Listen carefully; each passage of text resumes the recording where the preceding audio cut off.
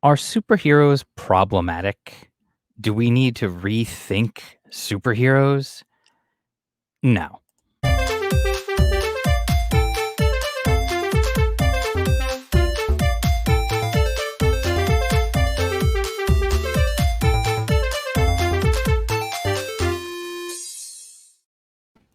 Hey everybody, Jam Creates, and what could be the shortest video I ever do. I literally just ended it right there, but I wanted to share a little bit more than that with you guys.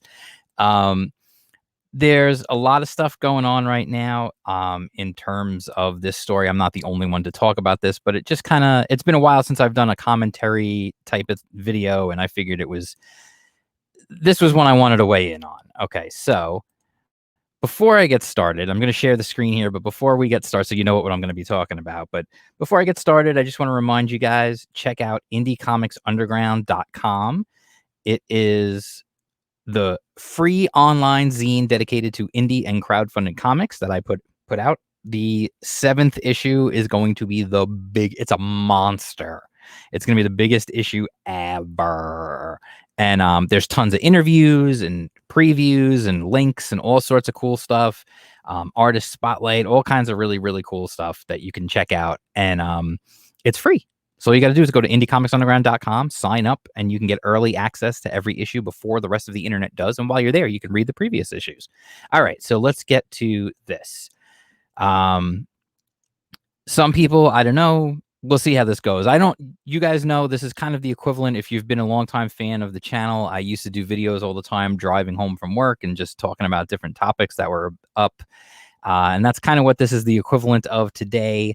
So they tend to be stream of consciousness. I don't script these things out. We just kind of go with it, and you get my real, raw feelings about these things.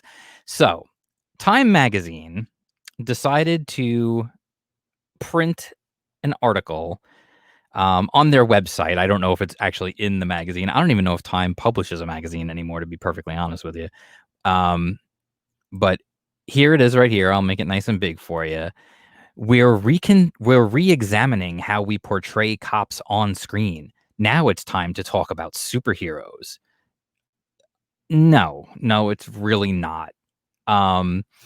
I'm not going to do, I don't do those videos where like I just roll through and just read you an article and make my own little comments about them. But the gist of this whole thing is that they want the author of this article, Ileana Doctorman, which just sounds like a fake name, quite frankly. Said the guy who calls himself Jam Creates. But anyway, basically, this is piggybacking on the whole idea of police officers being presented as the good guys in movies, and that's a terrible thing. That's a terrible, terrible thing. And like we need to, Cops has been canceled, Live PD's been canceled, and people want to get rid of Chase from Paw Patrol. They want Lego to remove all their police officers themed sets and everything else. This is insane. Okay, this is a problem that I have seen going on for years now. One of the problems, I'm going to address a couple of problems here. One of them is this idea that people seem to be unable to differentiate the real world from fiction. This is something I see constantly, and it's amazing to me how so-called intellectuals will constantly reference fictional works to give examples of real-world issues. It's a constant thing. You hear it all the time. Like you'll be having a discussion with someone, and they'll say, "Well, did you ever see blah blah blah?" Yeah, it's a movie. It's fake. It's not real. It didn't really happen. Like, stop. Just first of all, if that's your go-to argument is going to be a movie that you saw, right then and there, you need to stop.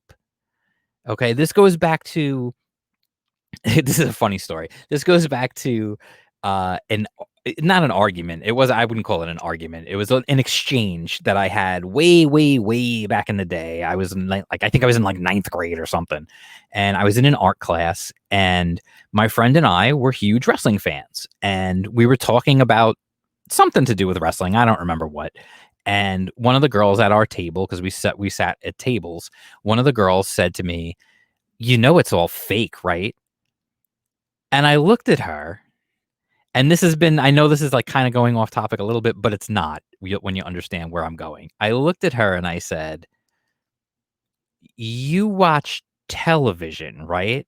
And she's like, "Yeah." I'm like, "You watch Beverly Hills 90210?" And she was like, "Yeah." I'm like, "Do you think there's really a Brenda and Brandon Walsh who moved from Minnesota to Beverly Hills to go to West Beverly High School?" She shut up immediately. It's television. It's all fake. Now when it comes to wrestling, I like to say it's scripted. I don't like to say it's fake because I think that diminishes the physical impact that these men and women put their bodies through. That's a whole different ballgame. I'm not going to get into that. But the point remains the same. It's fiction. It's all fiction. Superheroes, which is now I'll get into the meat here. Talking about superheroes and their portrayal. First of all, let's take a step back. Let's talk about police. Police in media. Yes, most of the time on a cop show, the cops are the good guys. Why? Because how in God's name are you going to make an entire series where the cop is a dirty cop? I mean, they've done it. They've done it. There was The Shield. Um, it's been done before. But if every show was that, that would be boring as hell. Listen, we make Perry Mason. I have not seen the new Perry Mason. I have no interest in it. I really enjoyed the Raymond Burr series back in the day. Perry Mason, Matlock. These shows portrayed lawyers in an incredibly positive light. They were defense attorneys who 9 times out of 10 actually solved the murder case, which is not even their job. Their job is to simply create reasonable doubt to get their client acquitted.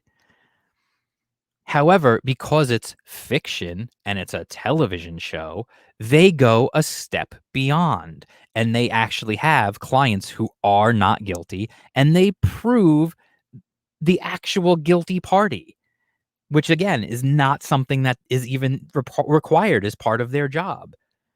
I don't see anyone complaining about how we portray lawyers on television. Is that going to be the next thing? Doctors. Well, hell, there's a lot of shitty doctors in the world, pardon my language. But most doctor shows, most hospital shows, the doctors are the good guys. They're the heroes. Is that a problem? No, it's fiction. If you had a show all about a doctor who sucked at his job and all his patients were dying, that would be a lousy show. That would be terrible. Who would want to watch that? So now bringing it to the next step, which is superheroes. Now, again, this is the other thing that, I am a comics channel. I am focused, pretty hyper focused on comics. Once in a blue moon, I'll branch into movies and stuff. And I understand that the woman who wrote this article and the focus of this article is more on the movies and the TV portrayals of superheroes, not on the comic book portrayals, because God forbid any of these people actually read a comic book. And listen, I get it. Like mainstream, the movies make way more money than the comics do. And if they read the comics, these people would probably like them because they're terrible and they're full of like nonsense, like this kind of crap. Comic books and comic book heroes have had a big problem for years, and the biggest problem I've seen is the trend to go towards realism. That has been a huge battle that I've been fighting for years, and I've been losing that battle in the mainstream. Thank God there's a lot of people in the indie world, which is why I'm so focused on the indie world of comics. There's so many people in the indie world who understand it's fiction. It's a comic book. It doesn't need to be realistic. I don't need the X-Men to be wearing the leather outfits that they wore in the movie. I get why they wore them in the movie because it looked more realistic when you put an actual human being in that costume. I'm not going to get into the cosplayers that put these movies to shame because it happens every freaking day, but there was no reason to then bring that look back into the comic books. It's a freaking comic book. It's not supposed to be realistic. For Christ's sake, if Peter Parker was actually bitten by a radioactive spider, he probably would not have gotten superpowers. If you want to talk about realism, most likely he would have either nothing would have happened. He just would have had like a little irritating spider bite, or at the worst, he would have gotten cancer and died. Well, that would be fun, wouldn't it? That would have been a huge hit that would have spawned an empire for Marvel Comics, right? I mean, come on. And this idea that superheroes need to be rethought to more align with modern sensibilities and the real world and yada, yada, yada. No, no. Superheroes are not meant to be reflective of our world. They are meant to be inspiring. They are meant to be aspirational. This is the same thing that I see all the time when people complain. Why are you see people complaining about why are superhero women, especially the women, they complain mostly about the women, let's be honest. Why are the women so unrealistically portrayed? Well, first of all, I could find you dozens and dozens and dozens of pictures of women who look just like the women in comic books. They do exist. So let's just put that to bed.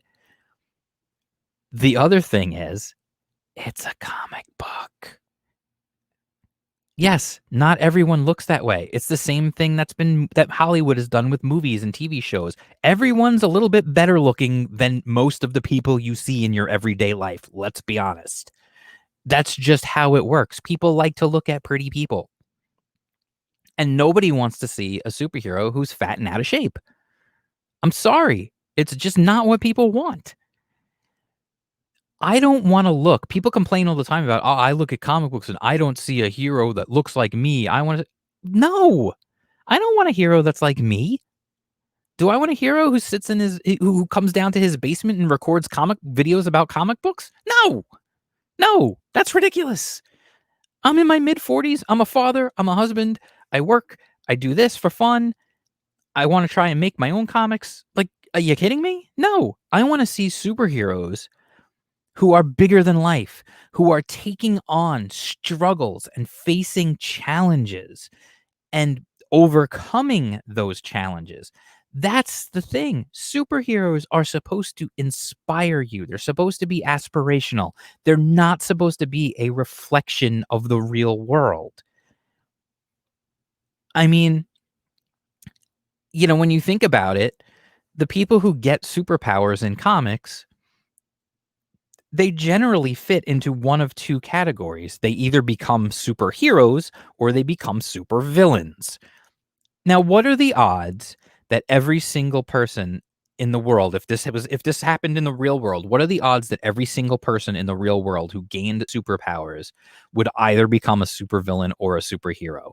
I guarantee you there are a lot of people out there who would have superpowers and like never use them because they would be like, I don't want to get involved. I got my own problems. I got to take care of my family. I got to pay my bills. I got to that's what most people are concerned with. The idea that all these people get powers and become either supervillains bent on ruling the world or superheroes, committed to saving the innocent and protecting the world, that's not realistic either. It's comic books. It's supposed to be aspirational. It's fantasy. These are the same people who have this problem are the same people who can't understand that Harry Potter is not real. It's the only book series they've ever read, and they can't wrap their head around the fact that it didn't actually happen, that none of these people are real, and that their letter from Hogwarts is not coming. So to just bring it back, to get back into the main crux of the issue here, the idea that superheroes, because they're presented as heroes, is inherently a problematic issue is nonsense. It's absolute nonsense. I have seen for the past 10 years, this is something I'm gonna throw out a thing here that, it doesn't really quite fit in to do a video in and of itself about, but I'm gonna just throw this out here, and you guys tell me what you think of this, if you've noticed this or not. For the past, I would say 10 years at least, I have noticed a series of articles come out on the internet where they say, studies show, or study, I should say, because it's always just one study. Study shows, or experts say, or scientists say, whatever, that being antisocial is a sign of higher intellect. Studies show that cursing more is a sign of being more intelligent. Studies show that if you're starting to notice something. Are you starting to notice what this is? These are articles giving people excuses for acting poorly. I've been noticing that trend for at least a decade now on the internet, where you see these articles that come out that say not having any friends is a sign of being highly intelligent. Cursing, all the excessive cursing is a sign of intelligence. Like, it's all these bad habits, and then they just excuse them with, oh, this study says that it's a sign of being intelligent. It's basically people writing articles to justify their own antisocial or simply just impolite behavior. I mean, there's nothing wrong. Like, if you want to curse, you can curse. I tend to not curse on my channel just because, part of it comes from going to broadcasting school where, you have to learn the FCC is a very real thing and it will shut your butt down. Um, so for me, like, I do once in a while, one slips through, but most of the time I'm very good about that. It also comes from having to spend hours and hours and hours of listening to footage that I shot and having to pull curses out from a crowd from covering sporting events. Um, that stuff makes you kind of hyper aware of that.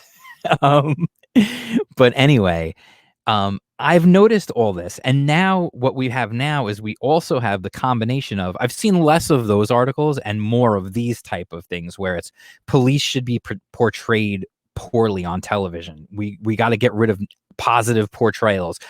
Fortnite removed all police vehicles from the game. Why? What exactly is that going to accomplish? It is a car. It has no mind, it has no conscience, it has no will, unless it's an Autobot, unless it's Prowl in his vehicle mode. That car is literally just an inanimate object. So you remove them all from the game. For what purpose? For what purpose other than to score points with some imaginary group of people out there? Just so you can pat yourself on the back and say, "Look what we did."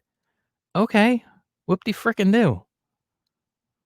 Like, honestly, it's the same people who are, they're calling for realism, and yet two of the shows that were canceled that they talk about in the article, Live PD and Cops, are literally reality shows where they follow cops around with cameras. One of the shows is live, so they can't even edit anything to make the cops look like they're better than they are. But you want realistic portrayals. What more realistic portrayal can there be than a live broadcast following police officers around? Yeah, those cops are not gonna do anything bad while they're live on camera because they know they're live on camera. I get that. It's being influenced. Yes, we can have that argument if you want to. But the bottom line is, when you're trying to take that and then turn it on superheroes, superheroes were meant to be aspirational. Yes, there was a huge, and it's still happening, a huge trend toward deconstruction of superheroes. So what this woman wants, what she's asking for, has already been done many, many times in comic books. That's the beauty of fiction. That's the beauty of art. That is the beauty of freedom of expression. Anyone can tell any story. So feel free to make your own superhero comic.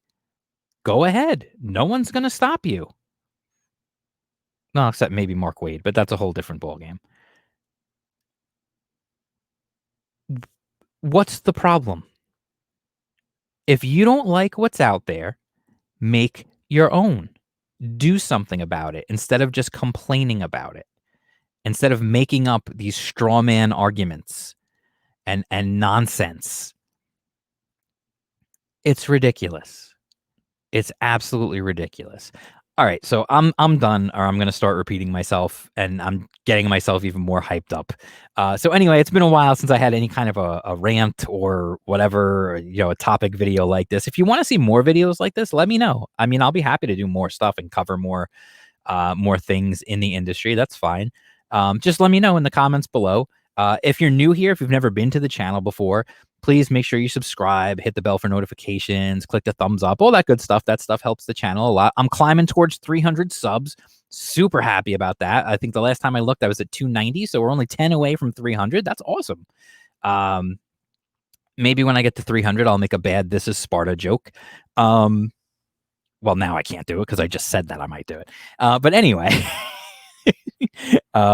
don't forget to follow me on Twitter. I'm at jam_creates. You can follow me on Instagram at jam_creates. Don't forget, please go to indiecomics.underground.com. The new issue is going to be coming out very, very soon. I am just waiting on like one thing more, and it's going to come out. It's literally over 70 pages of indie comics amazingness. So absolutely be sure to come in, check that stuff out, sign up, all that good stuff. There's a link below in the description if you want to help support the channel. You can buy some merch. We've got stickers and t-shirts and mugs and all kinds of good stuff for both the channel and for Indie Comics Underground. So that's it. Let me know if you want to see more videos like this or how you feel about this topic or anything that I talked about. And I will see you guys again soon. Peace out.